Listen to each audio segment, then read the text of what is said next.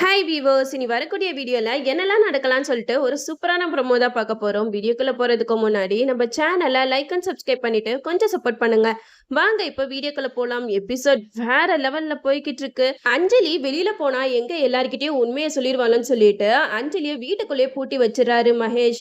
அஞ்சலிக்கு என்ன பண்றதுன்னே தெரியல. இப்போ நம்ம வெளியில போய் யார்கிட்டயாவது உண்மையை சொன்னா கண்டிப்பா அவங்கள உயிரோட விட மாட்டான் இந்த சைக்கோ மகேஷ். அதனால இவனை அப்படியே டைவர்ட் பண்ற மாதிரி ஏதாச்சும் ஒரு விஷயம் பண்ணா மட்டும்தான் இவன் கிட்ட இருந்து நம்ம தப்பிக்க முடியும், இவனை பத்தின உண்மை எல்லார்கிட்டயும் சொல்ல முடியும் அப்படின்னு சொல்லிட்டு அஞ்சலி முடிவு பண்றாங்க.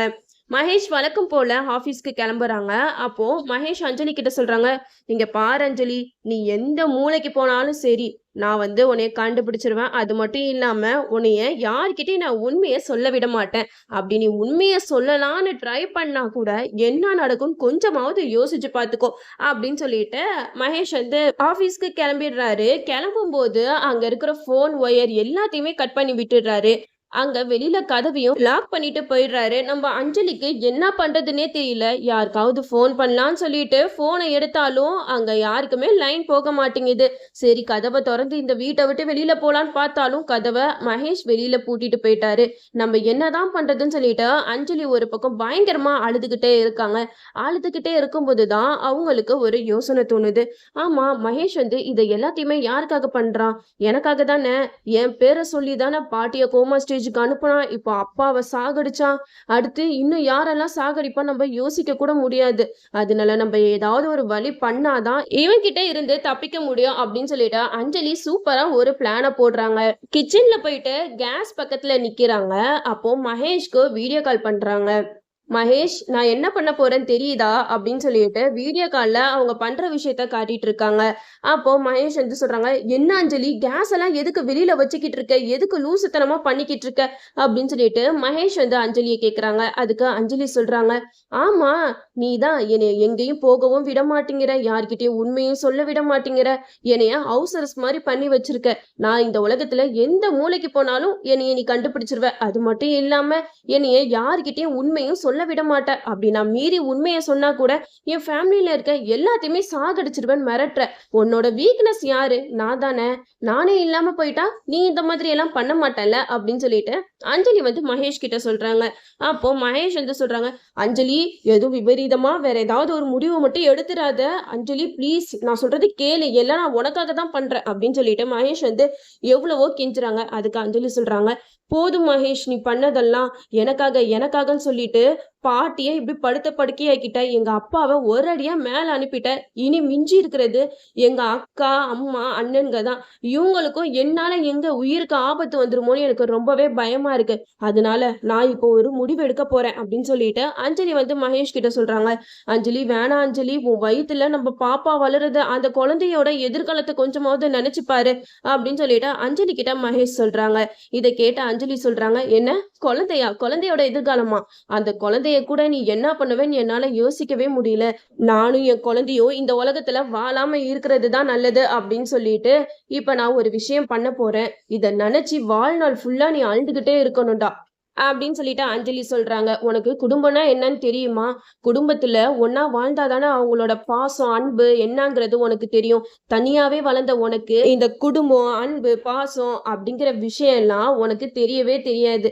அப்படிப்பட்ட ஒருத்தனோட வாழ்றதுக்கு நான் செத்தே தொலைலாம் அப்படின்னு சொல்லிட்டு அஞ்சலி ரொம்ப உருக்கமா மகேஷ் கிட்ட பேசிக்கிட்டு இருக்காங்க. அதுக்கு மகேஷ் சொல்றாங்க, இங்க பாரு அஞ்சலி, நீ இல்லாம என்னால வாழவே முடியாது. நான் இவ்வளவும் பண்றேன்னா அது உனக்காகத்தான். நீ என்னை விட்டு எங்க பிரிஞ்சு போயிருவியோன்ற பயத்துல தான் நான் இந்த மாதிரி எல்லாம் பண்றேன். வேணாம் அஞ்சலி அப்படின்னு சொல்லிட்டு மகேஷ் கத்துறாங்க. ஆனா அஞ்சலி மகேஷ் பேச்ச கேட்கல. கேஸை திறந்து விட்டுறாங்க.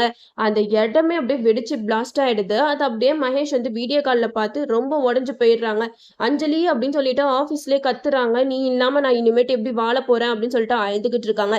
இந்த சைடு பார்த்தா அங்க அஞ்சலி செத்திருக்க மாட்டாங்க. இப்பதான் சிவராமனோட டெத் சீனே வந்துச்சு. அதுக்குள்ள எப்படி அஞ்சலி செத்துட்டாங்கன்னா இந்த சீரியல் ரொம்பவே கலை எல்லாம் இழந்து போயிடும். ஸோ நம்ம அஞ்சலி வந்து செத்திருக்க மாட்டாங்க. நம்ம அஞ்சலி இந்த மாதிரியெல்லாம் பிளான் பண்ணி மகேஷை டைவர்ட் பண்றதுக்காக தான் இப்படி பண்ணியிருக்காங்க.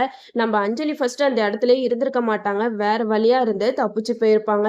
அங்க இருந்து தப்பிச்சு கவின் கிட்ட தான் போவாங்க. ஏன்னா இப்போ அஞ்சலிக்கு உதவுற ஒரே ஒரு ஃப்ரெண்டு கவின் மட்டும்தான். இவ்வளவு நாளா கவினை கண்ணிலே காட்டல. இதுக்கப்புறம் கவினை காட்டுவாங்க. ஏன்னா அஞ்சலி வந்து கவினோட வீட்டுல தான் ஸ்டே பண்ணுவாங்க. யாருக்கும் தெரியாம கவினோட வீட்டுல தலைமறைவா இருப்பாங்க. நம்ம மகேஷ் வந்து இந்த விஷயம் எல்லாம் தெரிஞ்சு வீட்டுக்கு வந்து பாப்பாங்க. அப்போ எல்லாமே எரிஞ்சு கிடக்கிறத பார்த்து மகேஷ்க்கு என்ன பண்றதுன்னே தெரியல. இப்போ அஞ்சலியோட சாவுக்கு நாம தான் காரணம் அப்படின்னு தெரிஞ்சிச்சுன்னா நம்மள எல்லாரும் உண்டு இல்லைன்னு பண்ணிடுவாங்க சொல்லிட்டு அந்த எரிஞ்ச இடத்தெல்லாம் சரி பண்ணிடுவாங்க. மகேஷ் இந்த விஷயம் யாருக்குமே தெரியாம தான் வச்சிருப்பாரு. அது மட்டும் இல்லாம அஞ்சலிக்கு இந்த மாதிரி எல்லாம் ஆயிடுச்சு அப்படின்னு சொல்லிட்டு துளசி, லக்ஷ்மி இவங்களுக்கு எல்லாம் தெரிஞ்சா அவங்க ரொம்பவே கஷ்டப்படுவாங்க. ஸோ இதை கொஞ்சம் சஸ்பென்ஸாவே வச்சிட்டு இருக்காங்க. எப்படியெல்லாம் கொண்டு போறாங்கன்னு தெரியல. நம்மளும் வெயிட் பண்ணி பார்ப்போம். இந்த மகேஷ் வந்து அஞ்சலி இறந்துட்டதா அவங்க வீட்டாளுங்க கிட்ட சொல்லுவாங்களா, அப்படி இல்லைன்னா அஞ்சலி எங்க போனானே தெரியல அப்படின்னு சொல்லிட்டு மாத்தி சொல்லி சமாளிச்சிருவாரான்னு நம்மளும் வெயிட் பண்ணி பார்ப்போம். இந்த சைடு நம்ம லக்ஷ்மிக்கு வந்து வளையல் உடைக்கிறது அந்த சடங்கெல்லாம் செய்வாங்க இல்லையா, அந்த மாதிரி சடங்கை தான் பண்ணிட்டு இருக்காங்க. அப்போ துளசி வந்து அழுதுகிட்டு இருக்காங்க. அம்மாவுக்கு இப்படி ஒரு நிலைமை சீக்கிரம் வரும் நான் கொஞ்சம் கூட எதிர்பார்க்கவே இல்லை அப்படின்ட்டு அழுதுட்டு இருக்கும்போது ஒருத்தவங்க வந்து லக்ஷ்மி கையில இருக்கிற வலையில உடைக்கிறதுக்காக வராங்க.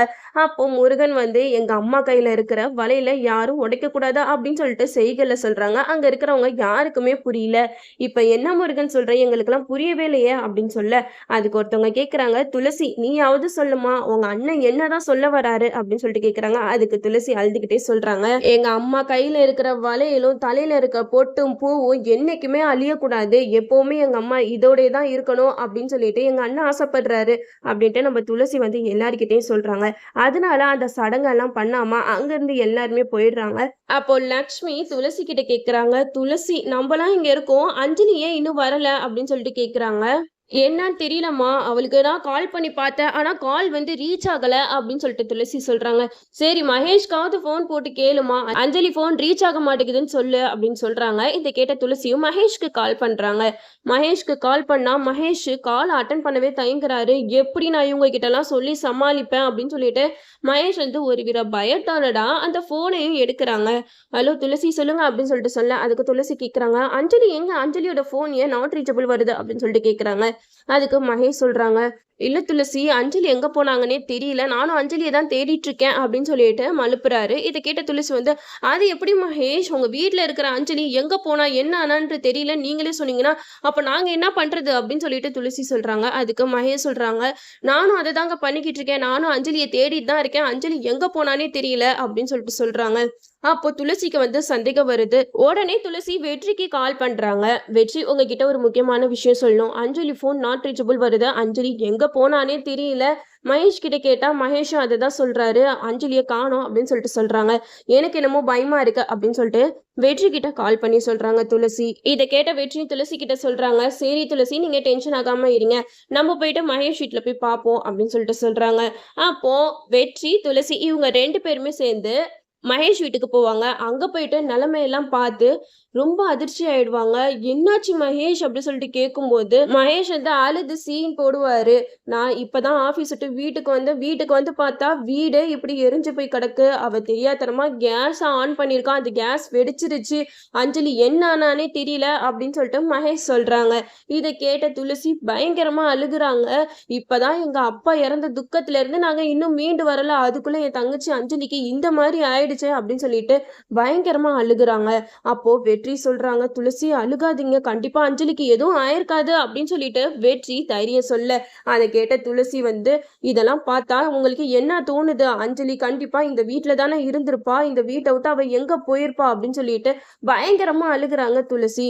இதெல்லாம் பார்த்துட்டு மகேஷ செம்மையா திட்டுறாங்க துளசி. நான் தான் உங்களுக்கு அப்பவே கால் பண்ணல மகேஷ், நீங்க ஏன் அப்பவே என்கிட்ட எந்த விஷயத்தையுமே சொல்லல, அஞ்சலி எங்க போனா என்ன ஆனா இதே தான் நீங்க சொல்லிட்டு இருந்தீங்களே தவிர தவிர இந்த மாதிரி ஒரு விஷயம் நடந்துச்சுன்னு என்கிட்ட ஏன் சொல்லல அப்படின்னு சொல்லிட்டு துளசி பயங்கரமா கேக்குறாங்க. இதை கேட்ட மகேஷ் சொல்றாங்க, நீங்களே இப்பதான் உங்க அப்பா இறந்த துக்கத்துல இருந்தீங்க. நான் எப்படி இந்த மாதிரி விஷயத்தெல்லாம் சொல்லுவேன்? எனக்கே ஷாக்கிங்கா இருக்கு. நானே ஆபீஸ் விட்டு வந்து பாக்குறேன், இப்படி வீடு எரிஞ்சுகிட்டு இருக்கு. நான் என்ன பண்ணுவேன் வெற்றி துளசி அப்படின்னு சொல்லிட்டு 2 பேர்கிட்டயே சொல்லிக்கிட்டு இருக்காங்க. இதை கேட்ட துளசி வந்து பயங்கரமா அழுகுறாங்க. உங்களை நம்பி தானே என் தங்கச்ச கல்யாணம் பண்ணி கொடுத்தோம். என் தங்கச்ச நீங்க சரியாவே பாத்துக்கவே இல்லை. ஏன் இப்படி விட்டுட்டீங்க அப்படின்னு சொல்லிட்டு துளசி வந்து பயங்கரமா அழுகுறாங்க. அந்த இடத்துல யாருக்கு என்ன முடிவு எடுக்கிறதுனே தெரியல. அப்போ வெற்றி சொல்றாங்க, இங்க பாருங்க துளசி, நடந்தது நடந்துருச்சு. நம்ம வந்து ஒரு நம்பிக்கையில இருப்போம், அஞ்சலிக்கு எதுவும் ஆயிருக்காது, அஞ்சலி எங்கேயாவது இருப்பான்னு சொல்லிட்டு தேடி தேடி பாக்குறாங்க. ஆனா அஞ்சலி எங்கேயுமே இல்ல. இந்த சைடு நம்ம வெற்றி வந்து துளசி கிட்ட சொல்றாங்க, இங்க பாருங்க துளசி, இந்த விஷயம் லக்ஷ்மி அம்மாவுக்கு தெரியாம நம்ம பாத்துக்க வேண்டியது நம்ம கையில தான் இருக்கு. ஏற்கனவே அவங்க அப்பா இறந்த துக்கத்துல இருக்காங்க. இன்னும் அவங்களோட பொண்ணு அஞ்சலிக்கு இந்த மாதிரி ஒரு நிலைமை வந்துருச்சு அப்படின்னு தெரிஞ்சா கண்டிப்பா அவங்களுக்கு என்ன ஆகும்னு யோசிக்க கூட முடியல. அதனால இந்த விஷயத்த நம்ம எல்லார்கிட்டயுமே மறைக்கிறது தான் நல்லது. நம்ம அப்படி யாராவது ஏதாவது கேட்டா நம்ம ஏதாவது சொல்லி சமாளிப்போம் அப்படின்னு சொல்லிட்டு வெற்றி வந்து துளசி கிட்ட சொல்றாங்க. ஆனா கண்டிப்பா அஞ்சலிக்கு எதுவுமே ஆகாது. அஞ்சலி தலைமறைவா கவின் வீட்டுல தான் இருப்பாங்க. என்னால இனி யாருக்கு எந்த ஒரு பிரச்சனையும் வரக்கூடாது சொல்லி தான் அஞ்சலி வந்து இப்படி ஒரு முடிவை எடுத்தாங்க. இப்போ அஞ்சலி கண்டிப்பா உயிரோட இருக்காங்கன்னு தெரிஞ்சா அந்த மகேஷ் வந்து சும்மா விட மாட்டான். எங்கேயாவது தேடி கண்டுபிடிச்சிருவாங்க. சோ இப்படி இறந்துட்டதா நாடகம் ஆடினா மகேஷ்னால கண்டுபிடிக்க முடியாதுல்ல. அதனாலதான் நம்ம அஞ்சலி வந்து இப்படி ஒரு டிராமாவை பண்ணியிருக்காங்க. அஞ்சலி ரொம்பவே போல்டான பொண்ணு. சோ இந்த மாதிரி ஒரு விஷயத்தெல்லாம் கொஞ்சம் கூட யோசிக்க கூட மாட்டாங்க. அஞ்சலி வந்து வேற ஏதோ பிளான் வச்சிருக்காங்க இந்த மகேஷை கவுக்குறதுக்கு. சீக்கிரமா இந்த மகேஷை பத்தின உண்மையெல்லாம் தெரிஞ்சு அவனை போலீஸ்ல புடிச்சு கொடுக்கணும். அப்பதான் எபிசோட் வந்து வேற லெவல்ல இருக்கும். நம்மளும் வெயிட் பண்ணி பார்ப்போம். ஓகே வீவர்ஸ், இந்த வீடியோ உங்களுக்கு பிடிச்சிருந்தா லைக் பண்ணுங்க. மறக்காம நம்ம சேனலை சப்ஸ்கிரைப் பண்ணிருங்க.